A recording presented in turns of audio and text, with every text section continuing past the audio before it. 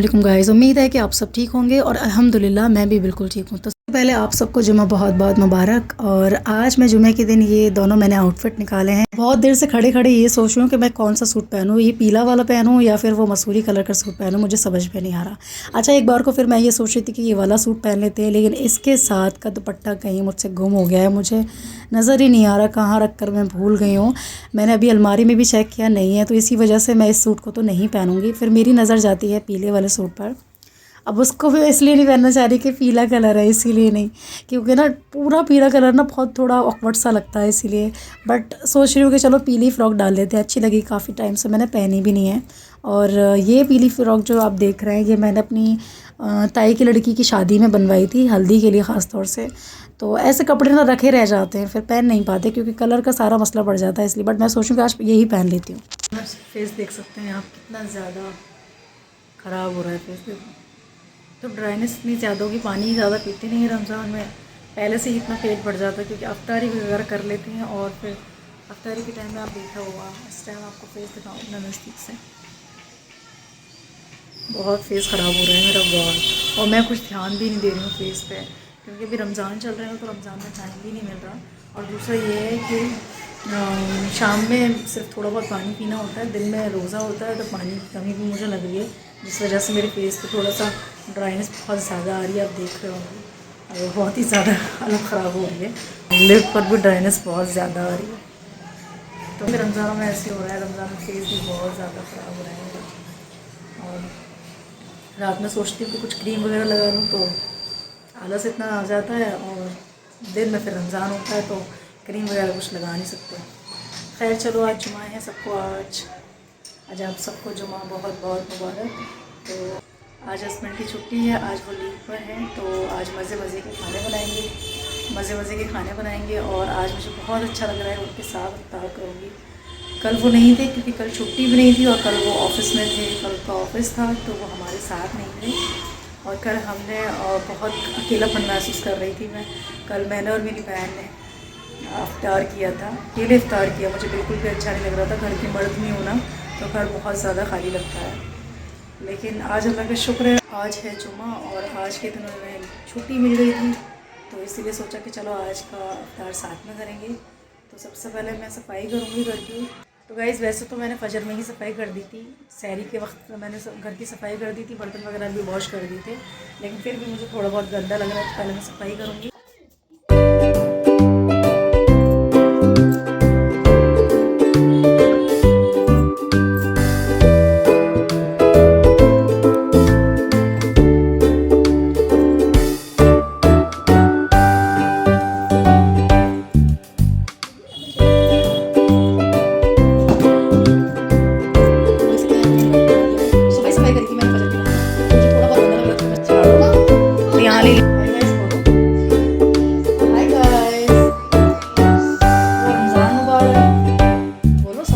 मुबारक। और बोलो, आज आप सबको मेरी तरफ से जुमा मुबारक हो, बोलो ना। इसको बड़ा क्रेज़ रहता है, मैं जब भी ब्लॉगिंग कर रही होती हूँ, ना तुरंत आ जाता है कि अम्मा आजान, मतलब मुझे लो ब्लॉगिंग में, मुझे लो कैमरे में। अक्सर करके आपने देखा होगा मेरी कई वीडियोस में ऐसा होता है कि मैं ब्लॉग बना रही होती ना, तुरंत आ जाता है मेरे पास कि अम्मा आजान। तो क्या कह रहे हो? हाय बोल दो गाइस, हाय। अल्लाह हाफिज नहीं, हाय।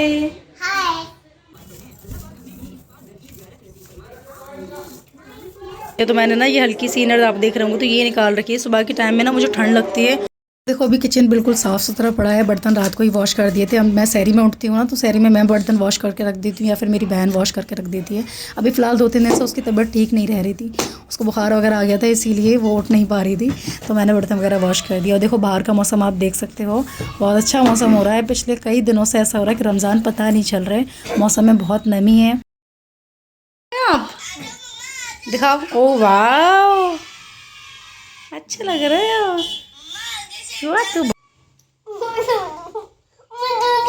इनकी तो नमाज की हुई तैयारी पूरी। अब इन्हें दूध बॉटल पिलाओ। मैंने अज़हान को दूध पिला दिया है और अब वो सो गया है और मैं नहाकर फ्री हो गई हूँ। यहाँ आपको दिखाऊँ मेरा आउटफिट कैसा लग रहा है, कमेंट में ज़रूर बताइएगा। और इसके साथ ना ये शिफॉन का दुपट्टा है और ये पूरी फ़्रॉक मेरी मम्मी ने सी है अपने हाथों से। बहुत प्यारी फ़्रॉक सी है उन्होंने। सिर्फ प्लेन कपड़ा था, उस पर मम्मी ने बेल वगैरह भी खुद ही लगाई, दुपट्टे पे बेल भी उन्होंने खुद ही लगाई थी, पूरा खुद तैयार किया था। ये सूट मैंने ताई की, जब मेरी ताई की लड़की की शादी थी तो उसी दौरान मैंने ये सूट सिलवाया था मम्मी से। मैंने उनको बोला कि मेरे लिए हल्दी के लिए एक सूट तैयार करके देना आप, तो उन्होंने मुझे अपने हाथों से सिला हुआ ये सूट इतना प्यारा सिया था उन्होंने, मुझे बहुत प्यारा लगा था। मैं इस फ्रॉक को सेकंड टाइम पहन रही हूँ क्योंकि एक बार मैंने ताई की लड़की की हल्दी में पहना था और एक आज पहन रही हूँ। अच्छा, कलर की वजह से ना मैं इस फ्रॉक को कभी कभी पहनती हूँ, सिर्फ कलर कॉम्बिनेशन की वजह से ना मैं इसको पहन ही नहीं पाती हूँ। लेकिन फिर मैं ये सोचती हूँ कि यार ऐसे कलर जब हम पहनेंगे नहीं तो रखे रहेंगे इस तरीके से, तो इससे बेहतर है कि घर में पहन लो, पहन भी लिए जाएंगे और जल्द से जल्द फिर वो यूज़ भी हो जाएंगे। अभी टाइम 2 बज रहे हैं और ऐसे में जैद भी आ जाएगा और फिर जैद के आने के बाद फिर उसका लंच भी बनाना है, फिर उसको वही टाइम हो जाएगा, फिर किचन में भी जाना है, किचन में वही फिर इफ्तार की तैयारी करनी है, तो टाइम पता भी नहीं चलता बिल्कुल भी। रमज़ानों में वक्त यूँ ही गुजर जाता है क्योंकि नमाज, कलाम पाक, फिर घर के काम, फिर बच्चे, फिर वही इफ्तार की तैयारी वगैरह करना, तो टाइम पता नहीं चलता। जैसे कि हम सब जानते हैं रमज़ान का महीना बहुत ही बरकतों और रहमतों वाला है। यही वो मुबारक महीना है जिसमें अल्लाह ताला ने इंसानों की हिदायत के लिए कुरान पाक को नाजिल फरमाया है। कुरान सिर्फ एक किताब नहीं बल्कि हमारी ज़िंदगी का मुकम्मल रास्ता है। ये हमें सच्चाई, सब्र, नमाज और रोज़े, इंसानियत का पाठ भी पढ़ाता है। गाइस, रमज़ान में कुरान पढ़ने और समझने का सवाब कई गुना बढ़ा दिया जाता है। इस महीने में हमें कोशिश करनी चाहिए कि हम थोड़ा थोड़ा रोज़ाना कुरान पढ़ें और उसका तर्जुमा समझें और अपनी ज़िंदगी में उस पर अमल करें। आमीन सुम्मा आमीन। गाइस, आप लोग मुझे बताएं कि आपका कौन सा पारा चल रहा है। मेरा तो 5वां चल रहा है। अगर मैं अपनी बताऊं तो मैं दिन में सिर्फ 1 या 2 पारे ही पढ़ पाती हूँ। एक फ़जर के टाइम पढ़ लेती हूँ और एक अगर दिन में टाइम मिलता है तब पढ़ लेती हूँ। बाकी आप लोग बताइए कि आपका कौन सा पारा चल रहा है, कौन से पारे पर आप चल रहे हैं और आपके पूरे रोज़े चल रहे हैं या नहीं। इतनी ज़्यादा भीड़ हो रही है आज। यहाँ पर भी कुछ लोग यहाँ पर भी नमाज़ पढ़ रहे थे, तो वो जुमे की वजह से ना मस्जिदें जो हैं बहुत भरी होती हैं आज के दिन। तो देख रहे हैं आप कितनी ज़्यादा भीड़ हो रही है। जमाती देखें नमाज़ पढ़ रहे हैं इधर उधर, ये भी पूरा हिस्सा भर रहा है वहाँ से वहाँ तक। और अब हम चलते हैं किचन में। किचन, हाँ, ये आ गए साहबजादे स्कूल से और यहाँ मैं बना रही हूँ खाना। तो बच्चों के लिए सबसे पहले बनाऊँगी यहाँ पर चावल। मैंने जैद से पूछा था कि जैद मैं आज तेरे लिए क्या बनाऊँ, तो जैद ने बोला कि अम्मा आप मेरे लिए चावल बना दो। तो मैंने सोचा चावल में 2-3 आलू डाल देती हूँ तो बच्चे और अच्छे से शौक़ से खा लेंगे। और मेरे बच्चे मिर्च बहुत ही कम पसंद करते हैं। अगर बच्चों के आगे अगर हरी मिर्च भी एक आ गई ना तो वो बिल्कुल भी खाना पसंद नहीं करेंगे। और मेरा जैद तो बिल्कुल भी नहीं खाता है। उसको हरा धनिया हो या हरी मिर्च हो या प्याज हो या ज़ीरा हो, उसको बहुत ही गंदा लगता है ये सारी चीज़ें। तो बहुत प्लेन चीज़ें उसके लिए बनानी पड़ती हैं। मैं उसको पूछती हूँ कि क्या बनाऊँ। अगर वो मुझसे कहता है कि मेरे लिए आलू के पराठे बना दो या मेरे लिए खिचड़ी बना दो तो वही चीज़ बनाती हूँ। अब मान लीजिए कि अगर मैं उसकी बगैर पूछे कुछ बना भी लूँ, वो नहीं अगर खाए तो फिर वो बर्बाद हो जाती है चीज़। इसीलिए स्कूल से आया था तो अभी वो रेस्ट कर रहा है, तो मैंने सोचा चलो फटाफट से गर्मा गर्म चावल बनाते हैं। लेकिन उससे पहले मैं काउंटर टेबल पूरा साफ़ करूँगी, सारे बर्तनों को इकट्ठा कर दूँगी। थोड़े बर्तन थे क्योंकि बर्तन सहरी में ही धो दिए थे सारे, तो खाने पीने वाला कोई होता नहीं है। मेरा, शीरिन का, खालिद भाई का और मेरे हस्बैंड का सबका रोज़ा चल रहा होता है, सिर्फ जैद एक रह जाता है। तो फिर जैद के लिए मुझे खाना, मैं रोज़ ज़ोहर की नमाज़ पढ़ने के बाद उसके लिए खाना बनाती हूँ, तब तक वो स्कूल से भी आ जाता है।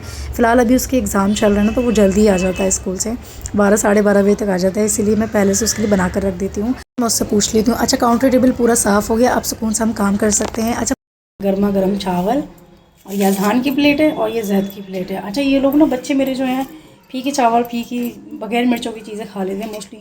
ऐसे अगर गरम गरम चीज़ें, तो यहाँ मैंने बच्चों के लिए बना दी गरम चावल। ये है भाई की प्लेट, आपकी प्लेट भी ला रही हूँ।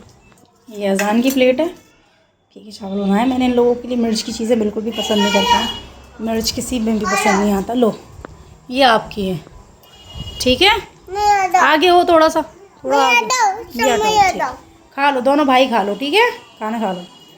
रोज़ों में बच्चों की बड़ी परेशानी हो जाती है क्योंकि बड़े बड़े तो रोज़ों से होते हैं। खा लो, टेस्टी है, टेस्टी। गरम है, पानी ला रही हूँ। यहाँ बच्चों के लिए रख देती हूँ पानी की बोतल और साथ में है गिलास।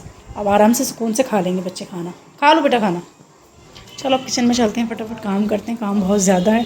2:30 बज रहा है अभी, वही 5 साढ़े 5 बज जाएंगे।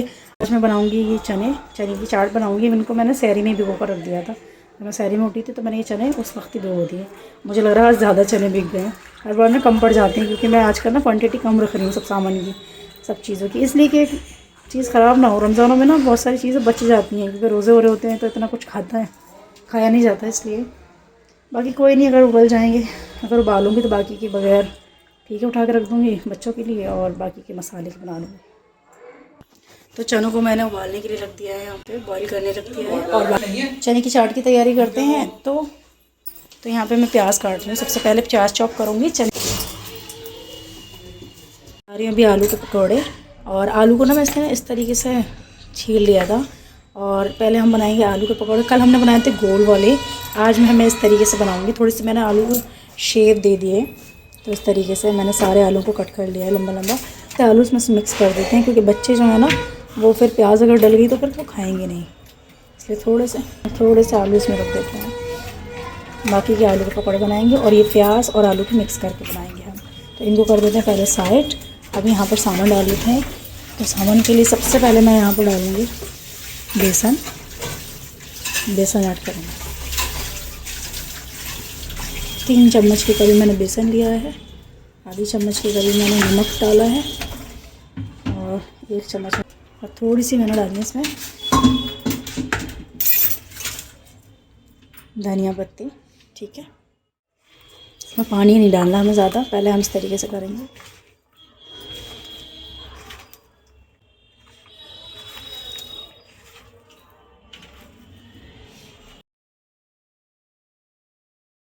थोड़ा सा इसमें पानी डालेंगे और पानी की क्वांटिटी हमें ज़्यादा नहीं डालनी है। अगर हम ज़्यादा पानी डालेंगे इसके अंदर तो हमारे ये जो पकौड़े हैं ना वो फिर पानी ज़्यादा छोड़ देंगे और फिर वो अच्छे भी नहीं बनेंगे। और अब मैंने इसके अंदर थोड़ा सा पानी ऐड करके इस तरीके से हमें मिक्स कर लेना है इसका। और इसमें थोड़ा सा मैंने नमक डाल दिया था और पानी आपने देखा ही था मैंने थोड़ा सा डाला था। गाइस जैसे ही मैंने नमक डाला है ना तो वो आलू अपना पानी छोड़ देते हैं, इसीलिए तो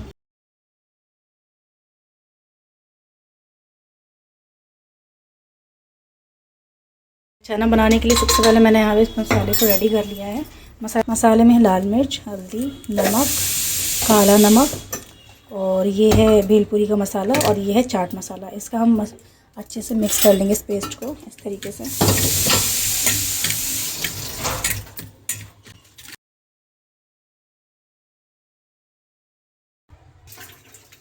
तो तेल हमारा गर्म हो गया। उसके बाद सबसे पहले हम डालेंगे इसमें ज़ीरा,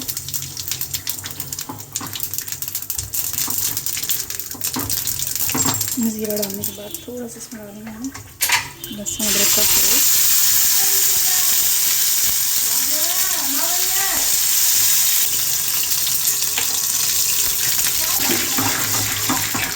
जैसे मैंने ज़ीरा डाला उसके बाद मैंने लहसुन अदरक का पेस्ट डाल दिया थोड़ा सा। उसके बाद मैंने पानी ऐड कर दिया था इसीलिए कि ताकि हमारे जो मसाले हैं वो जले नहीं। और उसके बाद इसमें मसाला ऐड कर दिया जो मैंने आपको दिखाया था। अब इसमें डाल देंगे हम चने। उसके बाद थोड़े से मैंने चने अलग से डालकर थोड़ा सा उसको मैश करके डाल देंगे, इससे ना टेस्ट बहुत अच्छा आता है। आप भी कभी करके देखिएगा जब भी आप चने बनाएं। अच्छे से मिक्स करेंगे, सारे मसालों को अच्छे से मिक्स कर लेंगे। खुशबू बहुत अच्छी आ रही है। आप लोग बताइए आप लोग चना चाट किस तरीके से बनाते हैं। वैसे तो चना चाट बनाने के कई तरीके होते हैं, बहुत सारे लोग बहुत नए नए तरीक़ों से भी चना चाट बनाते हैं, बट मैं तो सिंपल तरीके से बनाती हूँ, इसी तरीके से जो तरीका मैं अपने ब्लॉग में आप लोगों को दिखा रही हूँ। मैंने यहाँ पर हरी मिर्च, हरा धनिया, टमाटर वगैरह काट लिया था, उसको ऊपर से ऐड कर देना है। गैस का फ्लेम हमें बंद कर देना है क्योंकि हमारे जो चने हैं वो अच्छे से गल भी गए थे और अब अच्छे से मसाला जो है वो भुन भी गया है। तो अच्छे से मिक्स करेंगे। टमाटर वगैरह डालने के बाद हरी मिर्च और मिर्च की क्वांटिटी आप अपने हिसाब से रख सकते हैं। और उसके बाद ऊपर से हम डालेंगे इसके अंदर प्याज। हमारे चने बनकर तैयार हो गए हैं। चॉप प्याज ऊपर से डाल देंगे। आप चाहें तो इसमें थोड़ा सा नींबू भी डाल सकते हैं और आप चाहें तो इसमें थोड़ा सा और टेस्ट को बढ़ाने के लिए जो खट्टी चटनी होती है हरी वाली उसको भी ऐड कर सकते हैं, उससे भी टेस्ट बहुत अच्छा आता है। तो मैंने इसमें यहाँ पे प्याज डाल दिए। नींबू मैंने इसलिए नहीं डाला है क्योंकि मेरे घर में नींबू बहुत कम पसंद करते हैं, खट्टा ज़्यादा पसंद नहीं करते, इसीलिए। तो ये चना चाट हमारी बनकर तैयार हो गई है। कैसी लग रही है कमेंट में ज़रूर बताइएगा।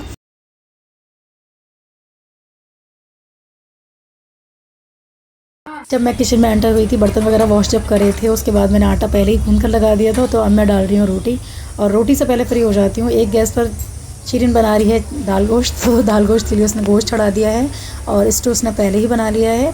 दादी ने बनवाया था उससे स्टू, दादी को बहुत पसंद है स्टू और घर में वैसे सभी शौक से स्टू खा लेते हैं और बस मेरे हस्बैंड को छोड़कर, वो शौक से नहीं खाते हैं। तो स्टू बनकर तैयार हो गया और यहाँ मैं फटाफट रोटी भी डाल लेती हूँ। चने की चाट भी तैयार हो गई है।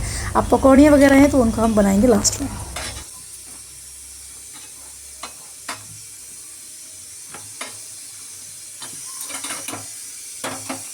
रोटियाँ इतनी ही डालती हूँ मैं जितनी की ज़रूरत होती है इस टाइम, क्योंकि इफ़्तार के टाइम में इफ्तारी होती है, पकौड़ियाँ होती हैं, चाट होती है, बहुत सारे आइटम होते हैं जिसकी वजह से रोटी ज़्यादा नहीं खाई जाती है। और तो थोड़ी सी रोटियाँ मैंने अभी डाल ली हैं और ज़्यादातर मेरे घर में सहरी में रोटियाँ डलती हैं गरम गरम। जब सहरी करने बैठते हैं ना उसी दौरान मैं रोटियाँ डालती हूँ। अभी तो मैंने कुछ रोटियाँ इसलिए डाल दी हैं कि अगर कोई रोज़े के बाद अगर किसी को भूख लगी तो कोई खा लेगा। बाकी मैं अगर अपने घर में बताऊँ तो मेरे घर में ना इफ्तार के टाइम में ही खाना खा लिया जाता है। जैसे इफ्तार के टाइम जो भी थोड़ा बहुत खाना होता है ना तो आधी एक रोटी जो भी खानी होती है उसी टाइम पर खा लेते हैं। बाकी फिर ऐसा होता है बाद में फिर मन नहीं करता क्योंकि चाट पकौड़ी वगैरह होती है उससे पेट बढ़ जाता है, तो फिर वो खाना ऐसे का ऐसे ही रह जाता है। बाकी आप लोग बताइए आप लोगों के घर में क्या सिस्टम है, आप लोग रोज़े के बाद खाना खाते हैं या फिर रोज़े के टाइम पर ही खाना खाते हैं, कमेंट करके बताइए। गाइस तो मैं अब फटाफट बना लेती हूँ आलू की पकौड़ियाँ, और प्याज और आलू की मैं बाद में बनाऊँगी। सबसे पहले मैं आलू की पकौड़ियाँ बना लेती हूँ। और मैंने जैसे कि बताया आपको थोड़ी देर जैसे ही हुई तो आलू ने अपना पानी छोड़ दिया था, इसी वजह से बेसन जो है पतला हो गया है, लेकिन मैंने इसमें थोड़ा सा बेसन ऐड कर लिया है। और अब मैं फटाफट गर्मा गर्म जल्दी जल्दी पकौड़ियाँ तैयार कर लेती हूँ, फिर बाकी के काम और भी करने हैं।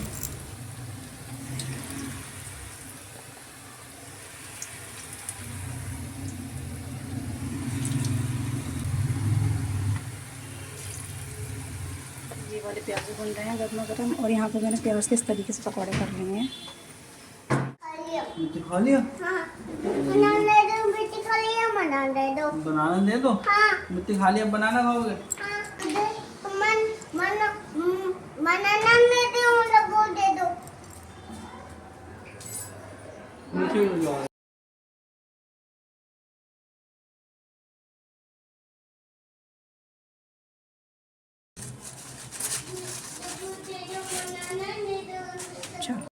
सादा वाली तो पकौड़ियाँ बनकर तैयार हो गई हैं आलू की, और यहाँ पे आलू और प्याज की पकौड़ियाँ बन रही हैं। इसे भी जल्दी से तैयार कर लेते हैं। और आप देख सकते हैं आलू प्याज की पकौड़ियाँ बहुत ज़्यादा टेस्टी लगती हैं। आलू को और प्याज को मिक्स करके बनाओ कभी, उसमें हरा धनिया, हरी मिर्च और थोड़ी सी लाल मिर्च नमक वगैरह डाल के अगर बनाओ बहुत ज़्यादा टेस्टी बनती है। आज मेरा मन था कि मैं आलू और प्याज की मिक्स करके पकौड़ी खाऊँ, और पकौड़ी के लिए चटनी मैं पहले ही बनाकर तैयार कर लेती हूँ तो हफ्ते भर चल जाती है मेरी। और यहाँ पर शीरीन ने बनाई है बहुत ही मज़ेदार नहारी, खुशबू बहुत बहुत अच्छी आ रही है माशाल्लाह। अच्छा नहीं है, अच्छा है। अच्छा लेकर आए हो? अच्छा भी है। कल जो कान भाई पपीता लेकर आए थे ना वो बहुत ख़राब था। आजकल ना मुझे पपीता बड़ा पसंद आने लगा, पहले नहीं खाती थी मैं, लेकिन अब अच्छा लगता है। यहाँ हस्बैंड लेकर आ गए हैं फल फरारी, और यहाँ पे फल में लेकर आए थे अमरूद लेकर आए हैं, पपीता है, केले हैं। और आज मैंने कह दिया था कि आप वो मत लेकर आना तरबूज, क्योंकि सीज़न के तरबूज नहीं मिल रहे हैं अभी। मैंने 2-3 दिन पहले भी अपने तेवर से मंगवाए थे तरबूज, लेकिन बहुत ही ज़्यादा ख़राब आया था, बिल्कुल सफ़ेद हो रहा था, कच्चा तरबूज था जो कि मुझे बिल्कुल भी पसंद नहीं आया था। अब उनकी कोई गलती नहीं थी, लेकिन उस दुकानदार ने उन्हें पागल बना दिया था। अच्छा ये लोग क्या करते हैं, फल वाले होते हैं ना तो वो क्या करते हैं, जैसे अगर वाले होते हैं तो वो केले के आगे है ना वो लगा लेते हैं, पीली लाइट लगा लेते हैं, इससे रोशनी भी बहुत अच्छी आती है और केले दिखते भी अच्छे हैं। तरबूज वाले है ना गाजरी कलर की लाइट लगा लेते हैं, अमरूद वाले हरी लाइट लगा लेते हैं। कभी मैंने कई बार देखा है, मैं जब भी मार्केट जा रही होती हूँ ना तो फल की शॉप पर देखती हूँ ना तो वो लाइट लगा कर रखते हैं, तो जिस रंग का फल होगा ना उसी रंग की लाइट लगा लेते हैं।